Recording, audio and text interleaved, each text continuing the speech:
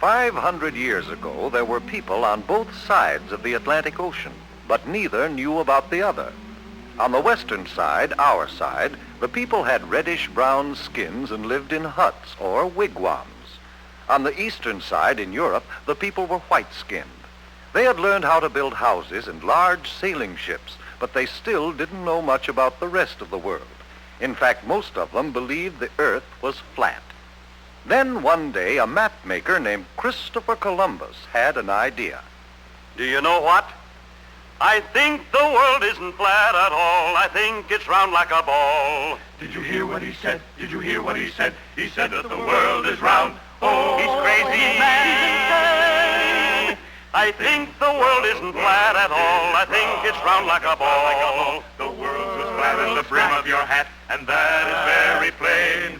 I know that I'm right. Oh, I know that I'm right when I say that the world is round. Oh, I'm right. I'm right. My thinking is sound, and I'll prove the world's round. It won't take very long. But it did take long, 7 long years, before Columbus could convince a king or a queen to let him try out his idea. Then Queen Isabella of Spain agreed to supply the ships and men for his trip. I will discover a shortcut to India and bring back some of the great wealth I find there. And I can do it, for I know the world is round. And instead of going east to India, I shall sail west and reach India around the other way. It will be a shorter and cheaper way, for I'll do it all by sea.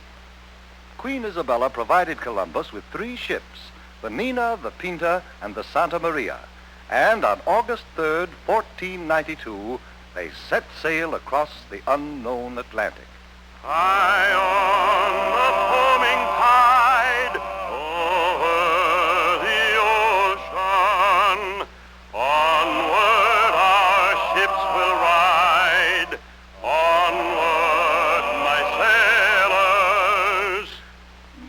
The ships sailed onward, but 2 long months after they started, there was still no sign of land ahead. Turn back, Columbus. Turn back, Columbus. We'll not turn back until we find India. Onward, men! By October 10th, the sailors and the crew were ready to take matters into their own hands. If Columbus won't do as we ask, we'll put him in chains. And we'll turn the ships around ourselves. Wait! Have you heard? One of our men has just seen a branch in the ocean. What of it? It had fresh berries on it. That means we're near land. Hooray! 2 days later, the ships reached land, and Columbus and his crew saw the people with reddish-brown skins who lived there. Oh, I think it is rather surprising that they should have reddish-brown skins. But now since we have landed in India, then these people must be Indians.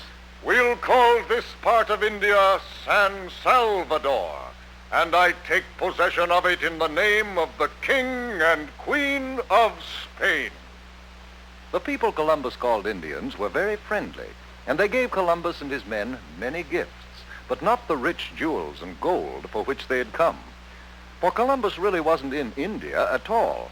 He was on one of the islands off the coast of America. But because of Columbus's mistake, the natives of America have been called Indians ever since. Columbus visited other islands near San Salvador, looking for the great wealth of India. And then he and some of his men returned to Spain. Hooray! Hooray for Admiral Christopher Columbus! Columbus had no trouble getting ships and men for his second voyage, but he still hadn't the slightest idea that he was headed for the vast continent of America, and that he would have had to cross it and sail over the Pacific Ocean before he could reach India by traveling west. The men of Europe were no longer afraid of the ocean. Columbus made 2 more voyages, and other explorers followed.